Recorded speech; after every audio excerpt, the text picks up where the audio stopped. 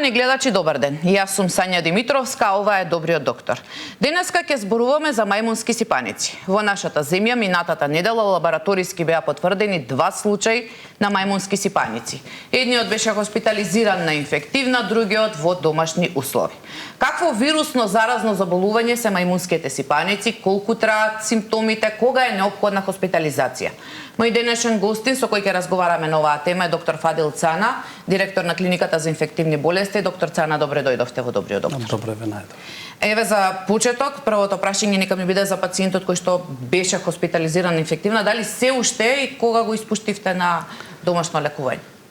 Пациентот што беше хоспитализиран на инфективна клиника, кај кој претhodно беше потврдено присуство на Mpox вирусот, тоест мајмунска сипаница, вчера беше испишан затоа што неговата здравствена состојба беше проценета од колегиве во одделот дека е добра и да продолжи со понатамошен совет за самоизолација во домашни услови.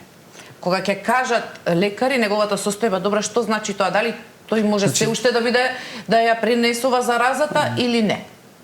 Во конкретниот случај за ова болест, да, може да ја пренесе заразата, но за да не се поремети секојдневниот живот, мора да го имаме предвид целокупната здравствена состојба на пациентот, значи и психолошкиот момент, затоа што во ова болест, конкретно во конкретниот случај, пациентот сите други параметри беа во референтни граници, во граници на нормала, така што освен таа промена на лезијата, која сите знаеме дека во конкретниот случај знаат да траат 2 до 4 недели, значи додека не се реепителизира кожата, така што му беше сугерирано и советувано од страна на колегиве да продолжи во домашни услови во самоизолација. Нормално ќе биде под надзор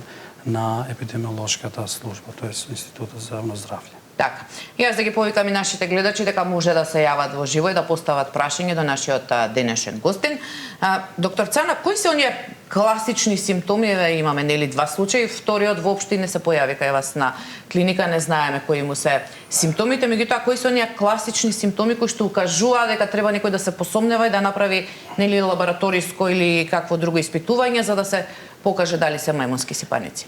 Па во нашиот случај имаме пациенти нели заразени со да кажам тој субсој што нели само во пределно одредена регија се појавуваат лезии во кожата и тие нели во форма на плускавици или пустули кои тие потоа знаат да зараснуваат до красти, кај конкретниот случај само кожните промени, осипот е карактеристичен за болеста. Иначе се знае дека претhodно може да му претходи и симптоматологија на настинка со главоболка, треска, болки во мускули, во грбот и измоштеност.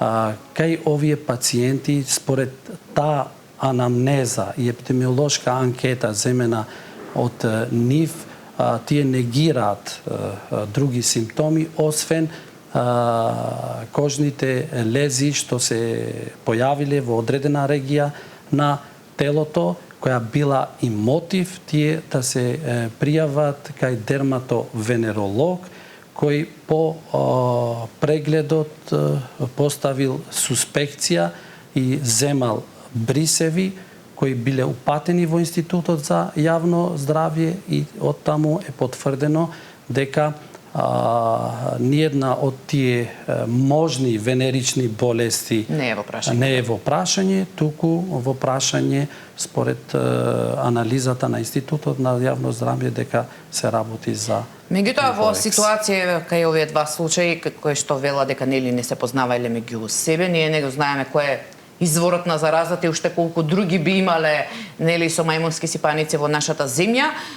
Слушнавме еве и од вас и од нели другите кои што се стручни на ова поле дека најчест пренос, трансмисија на болеста е по сексуален пат, меѓутоа не е само по сексуален пат, туку има и други начини како може да се лице зарази со мајмунски сипаници. За овој сој најчеста причинител би бил тоа, значи контактот, близок контакт кожа со кожа, но може нели и при контаминирани ткаенини, чаршави,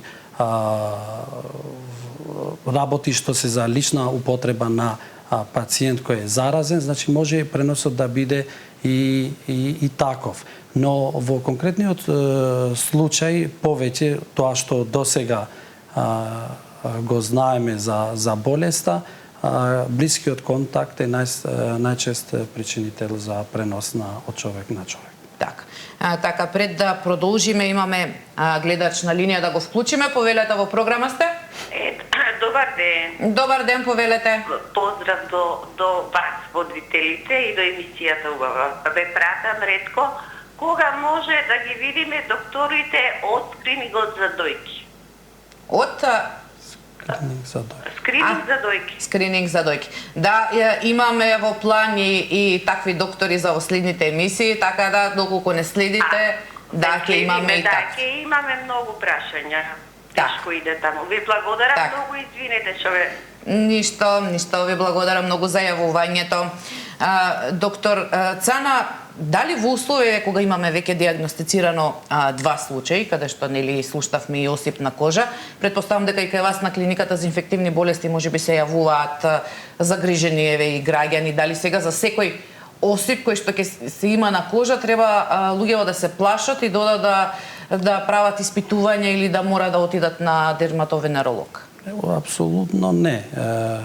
Значи, кај луѓе што би се јавил осип, тоа првично, ако има некој позитивен елемент, да кажеме, од таа наша епидемиолошка анкета, нормално тогаш би требало да дојде до кај нас. Но првично се знае дека било каква тегоба, било каков симптом да има пациентот, првично треба да се јави до матичен лекар, кој нормално како стручно лице и доктор кој е надлежен за здравјето, нели семеен лекар за здравјето на пациентот, ако он добие, зашто ако добие позитивна анамнеза, позитивна епидемиолошка анкета и се сомнева дека се работи за мајмунска сипаница, ќе го испрати пациентот до дерматовенеролог или до инфектолог,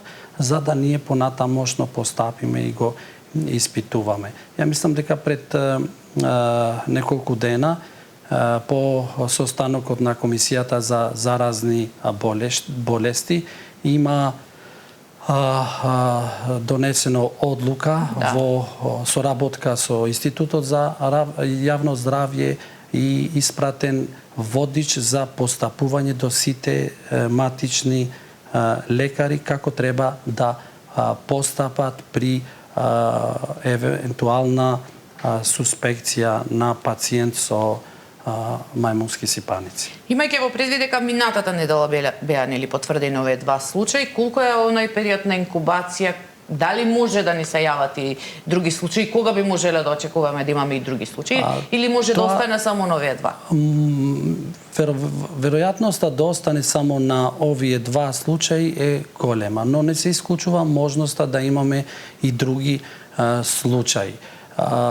Тоа повеќе надлежност на епидемиолошката служба при Институтот за јавно здравје да ги проценува контактите и да ги следи контактите. Значи, врз основа на таа епидемиолошка анкета, земена од двајцата потврдени случаи, да бидат во контакт со контактите и нормално тие треба да се следат. Доколку се појават симптоми и имале сомнителен контакт кој би упатувал дека може да се очекува да се јават кај нив симптоми, тоа сепак треба да се следи. Но тоа е сосема друга тема која доколку би се појавиле тие симптоми, тогаш би се постапило исто по истиот зинџир. Би дошле или на инфективна клиника, или на клиника за дерматологија, би се земале примероци и нормално би се разработеле во Институтот за јавно здравје. Меѓутоа, во услови кога се това се стигматизира, односно постои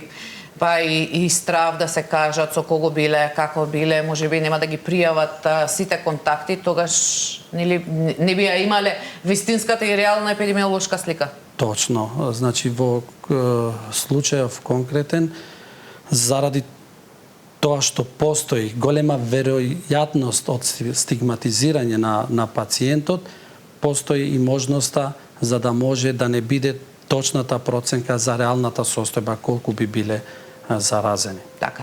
Во 2022 кога од афричкиот континент се префрли, нели се прошири болеста и во други земји, голем број случаи беа диагностицирани, меѓутоа имаше и голем број на смртни случаи. Кога може да настанат такви сериозни компликации, па еве и фатален исход? Тие форми, кога тие соеви кои би предизвикале и затоа нели би предизвикале компликации кои би имале фатален исход, беа и причина минатата година август 24-та нели од СЗО да се алармира за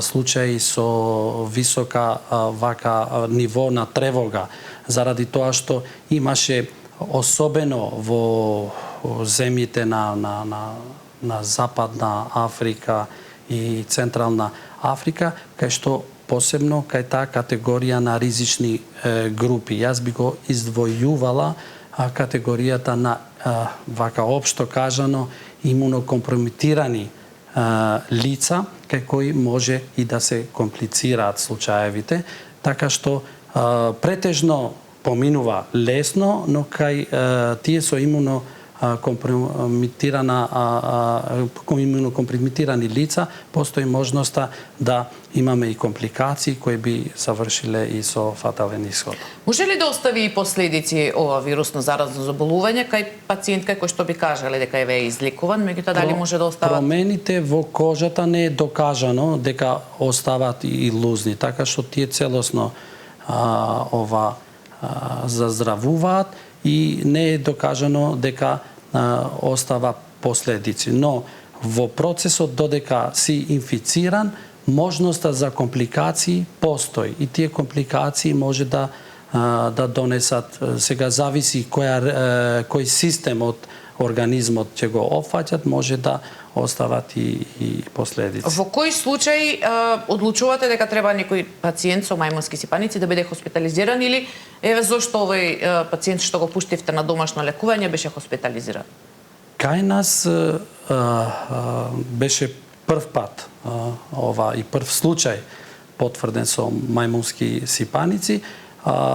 Сугестиите се одат во правец на тоа за да биде наблюдуван, додека да се освести за болеста што го има. Иако што ние од почеток при прием утврдивме дека се работи за лесна форма, да не кажам најлесна форма на болеста, но сепак требаше време затоа што тоа е шок и за пациентот да му се објасни нормално и да се доиспитува и да се види дали постои можност за некоја од компликациите. После направените иследувања се утврди дека сите други анализи се во ова резултати се мирни, сите параметри се мирни, тогаш и заради тоа што тој инсистираше дека нормално дека се чувствува добро, дека нема ништо освен таа промена, се испиша нормално со совет за самоизолација и во корелација со Институтот за јавно здравје да биде под, да не кажам здравствен надзор, туку секојдневна комуникација. Секојдневна комуникација, доколку се појави нешто друго, за да може повторно А какви компликации може да настанат од ова заразно заболување? Сега тие може да се локални, може да имаме некоја суперинфекција во промените. Во конкретниот случај тоа го немаше и затоа беше причина ние да утврдиме дека пациентот треба да биде испишан со препорака да седи дома во самоизолација и додека не оздрава тие промени на осипот и доколку има нешто што он не би се чувствувало добро, ние сепак тука сме 24/7 за да продолжиме со други степувања. Постои ли лек, односно каков е медицинскиот третман на вакви пациенти? Значи тоа што и светот го знае, а и ние, значи за конкретна болест не постои специфичен лек. Некои антивирални лекови кај тие тешки форми што ги имале во светот, особено во Африка, некои антивирусни лекови кај тешките форми на болеста биле дозволени, но ништо не е потврдено дека тие делуваат конкретно за ова болест, така што заради тоа што немање на специфичен лек, предпазливоста треба да биде уште поголема и да се наблюдува пациентот до крај на повлекување на симптомите. Што велат протоколите нели и СЗО излезе уште во 2022, меѓутоа кога се прошири во други земји оваа болест, како треба да се однесуваат здравствените работници кога ќе хоспитализираат пациент со мајмунски сипаници? Тоа е нормално дека таквите пациенти се имајќи во предвид дека ја поминавме ковид пандемијата. Се изолираат во посебна соба, значи во таа соба се влегува според одреден протокол, здравствените работници што влегуваат се со лична заштитна опрема како слично на ковидот. Нормално дека комуникацијата со нив не може да го направи секој вработен во медицинската установа, туку само одредени лица кои се придржуваат на сите тие протоколи што нормално клиниката ги има и ги апдейтира, дури се апдейтирани во согласност со препораките на СЗО и на CDC. Дури еве, денеска ќе има уште една обука за тоа и како се зема примерокот, организирано од Светската здравствена организација со сите клиники кои се засегнати со случајов, тоа е инфективна клиника, дерматологија, урологија и други здравствени домови и болници кои би можеле да доаѓаат со потенцијален сомнителен случај и како би требало тие да постапуваат понатаму. Така. Пред да продолжиме, имаме гледач, повелете во програма сте? Ало? Да, повелете, ве слушаме. Ја следам вашата емисија. Ви благодарам. Сакам да прашам. Повелете.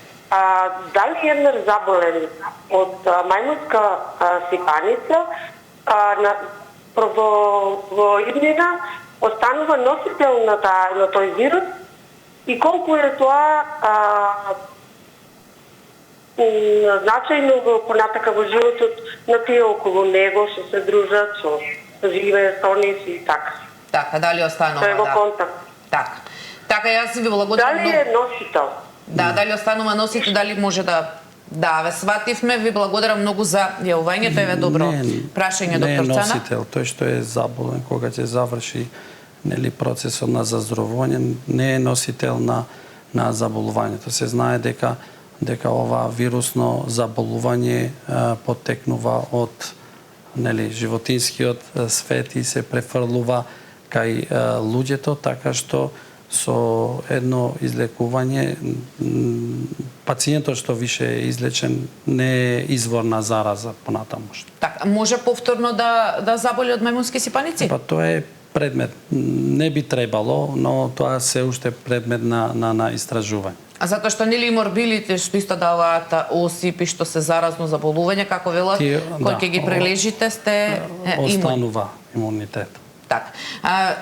Она што го зборувавме кај начинот на трансмисија и на пренесување, да го тргнеме на страна нели сексуалниот пат како најчест, колку треба да бидат во иста соба или блиско еден до друг со некој што е заболен од мајмунски сипаници, за нели дали при кашлање или при евентуален допир, за да може навистина веднаш да се пренесе вирусот? Тоа е подолго време, значи многу близок контакт, таму некаде дури нели сознанијата светски се дека треба 3 или повеќе часа, многу близок контакт за да може да се пренесе. Значи контактот е лесно аероген, да кажам, за да може да биде, значи, паниката, но предпазливоста апсолутно дека треба да стои. Преку тоа што рековме, преку контаминација на постели, на облека, може да се пренесе, но близок контакт треба 3 или повеќе часа да биде, за да може да се зарази. Не е толку лесно преносливо, како што ги споменавме морбилите, да. Имаме гледач, повелете во програма сте? Повелете, ве слушаме.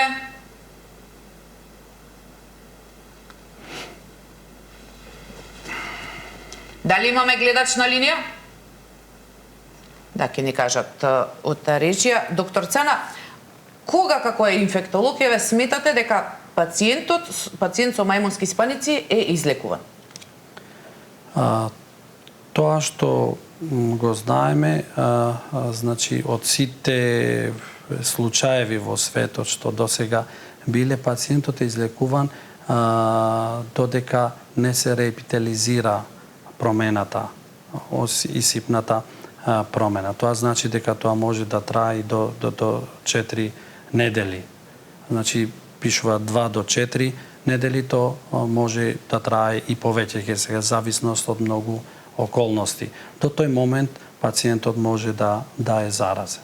Дали секогаш мора да има исип на кожата, на делови нели од кожата, и дали тоа значи, имајќи и во предвидите во овие два случаи, дека многу сега не зборам многу, току може некој и да има мајмунски сипаници, да не знае едноставно да му поминат, воопшто да не биде тестиран? Тој што би имал мајмунски сипаници, би требало да ги има и овие симптоми што ги рековме, што личат на обична настинка.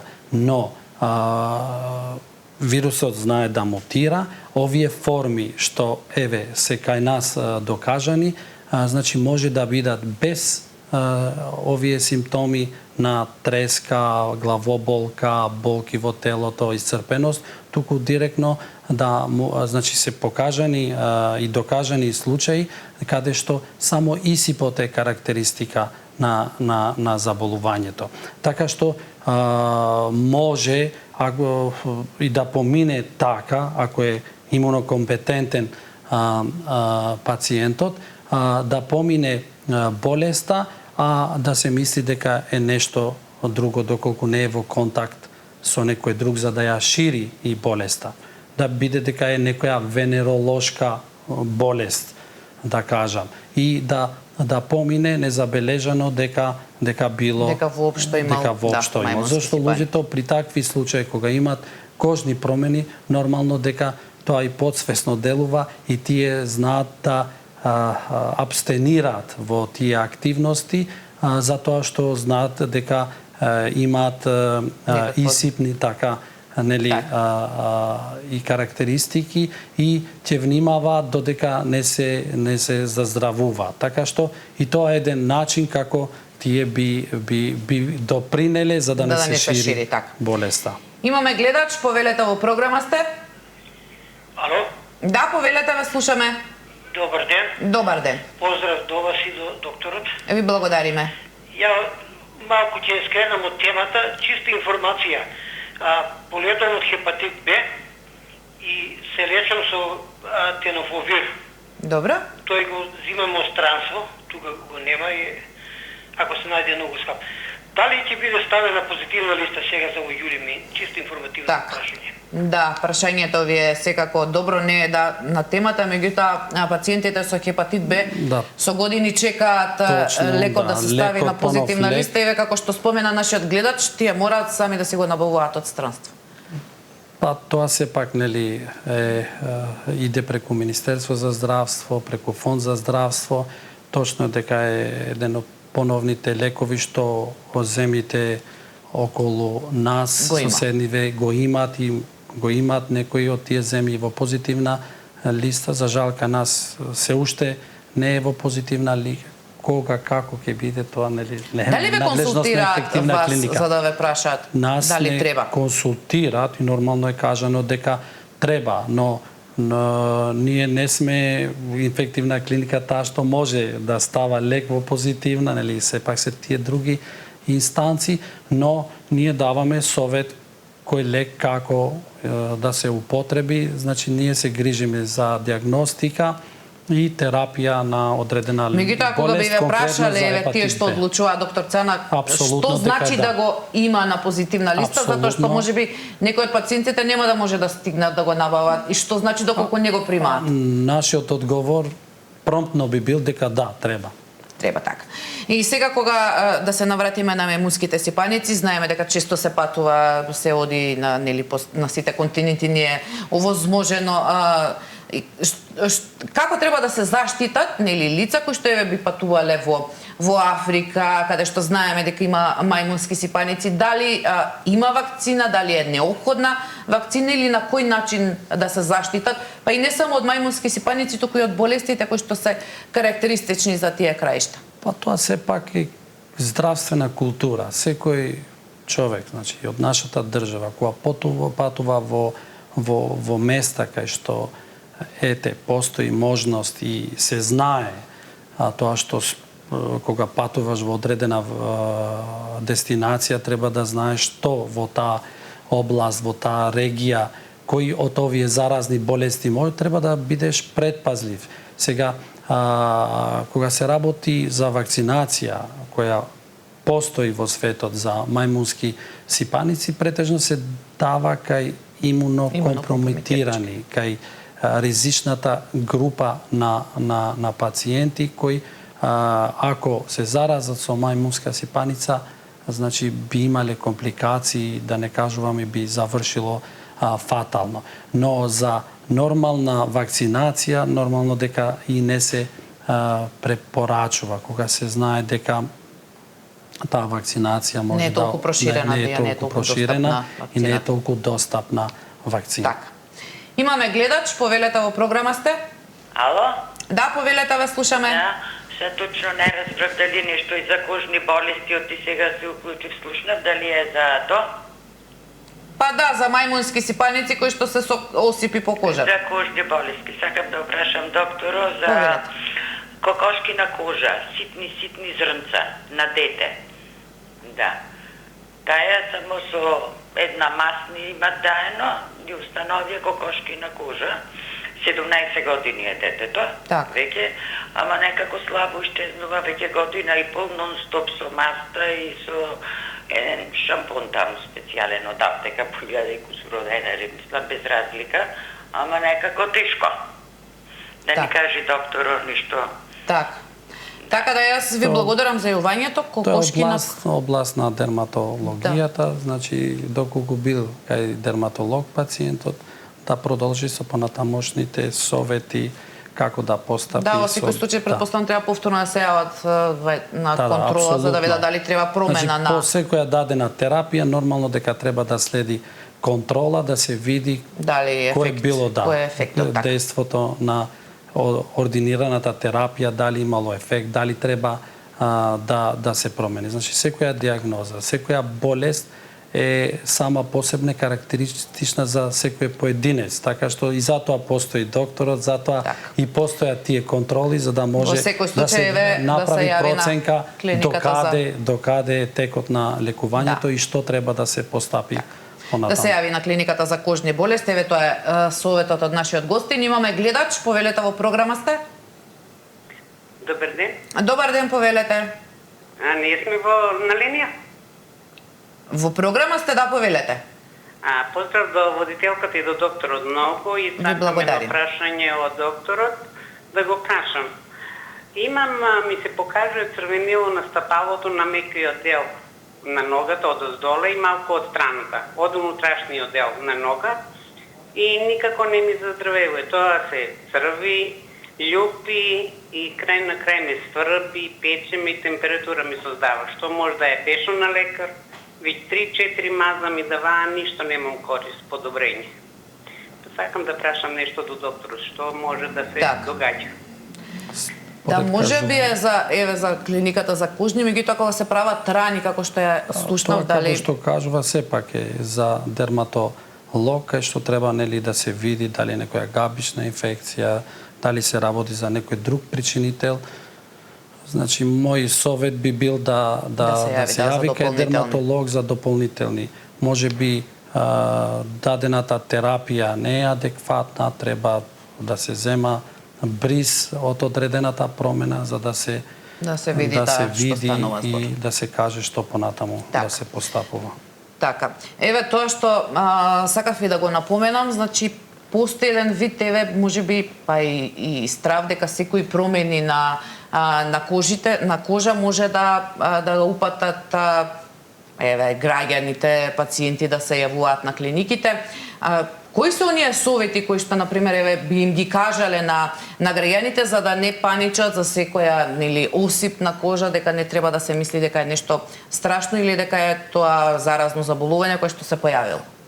Па, затоа што веќе имаме конкретен случај и општата здравствена култура за ова болест расте во населението, значи не треба да се испаничат затоа што да бидам вака по лежерен во кажувањето, мајмунската сипаница не паѓа од небото, туку треба да знаат дека како да се однесуваат. Доколку тие знаат со себе, нема потреба со лекар да зборуваат, дека тие ризични моменти што би можеле да допринесат во појава на ова болест, не ги направиле, нормално дека не треба за било која промена на кожата да се плашат дека може да е мајмунска сипаница.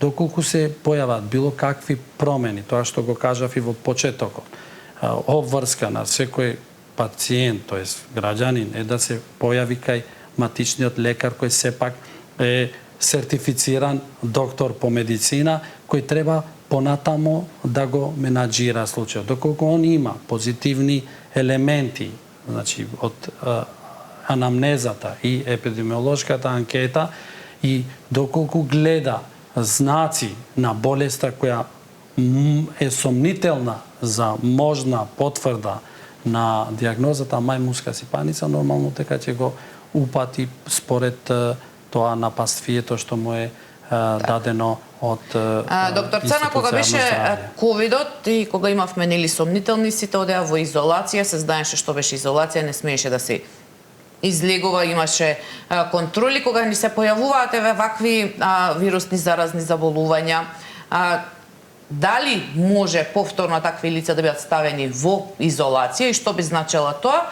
И колку овде оставате на само свеста на оние кои што ги праќате на домашно лекување дека не треба да имаат контакти, односно не треба да излегуваат за доколку не им зараснат тие, како што ги споменавте, осипи на кожата, да не ја пренесат заразата? Ова малку е проблематично, затоа што препораката за изолација, која би било принудна, тотално би го парализирал секојдневниот живот и на пациентот, тоест на граѓанинот, така што затоа што проценката во Комисијата за заразни болести беше таква дека сепак врз основа на само овие два случаја не може да се донесат такви ригорозни мерки. Препораката е само изолација во цело време во контакт со надлежните од Институтот за јавно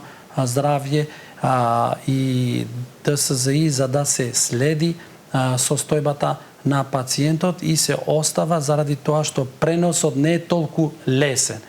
Доколку би бил наша проценка дека се зголемуваат бројките и преносот е полесен од тоа што ние го знаеме, тогаш нормално секој здравствен систем би постапувал и поригорозно, затоа што заради тоа што изолацијата е многу долг период, што минимум месец дена би траело, а тоа го знаеме дека би го пореметил секојдневниот живот на пациентот.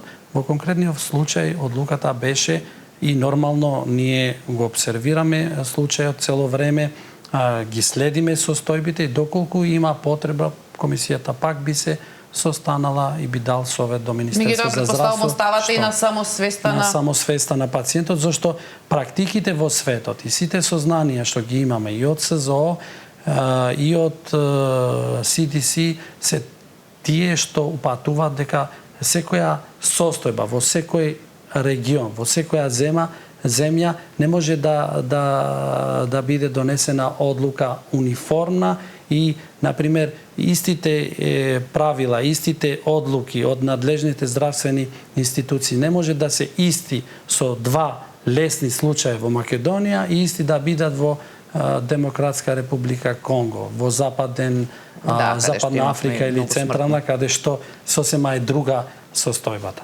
Така, и бидејќи сме на самиот крај на емисијата, и еве за крај повторно на што ве прашав и на почеток, треба ли да постои паника дека може да ни се проширува заразно заболување? Апсолутно нема простор за паника, но дека треба да сме внимателни и дека нивото на внимателност на здравствениот систем треба да постои и нормално сите можни појави да се следат и соодветно да се реагира. Мислам дека државата има таков капацитет, здравствениот систем има таква капацитет, зинџирот помеѓу институциите делува, досега барем тоа е покажано, сепак со пандемијата имаме уште повеќе искуство во тој правец, така што мислам дека нема апсолутно место за паника. Така. Доктор Цана, времето на денешната емисија не помина. Јас ви благодарам што бевте мој денешен гостин и што ве зборувавме на оваа тема која што е актуелна, како што споменавме, една недела од кога се потврдија овие два случаи. Меѓутоа, како што и самиот кажавте, не се пренесува толку лесно и не треба да постои простор за паника кај граѓаните. Почитувани гледачи, овде е крајот на денешното издание на Добриот доктор. Утре со вас е колегата Александар Динев. Имајте убав ден, чувајте го вашето здравје и гледајте Ситал. Довидување.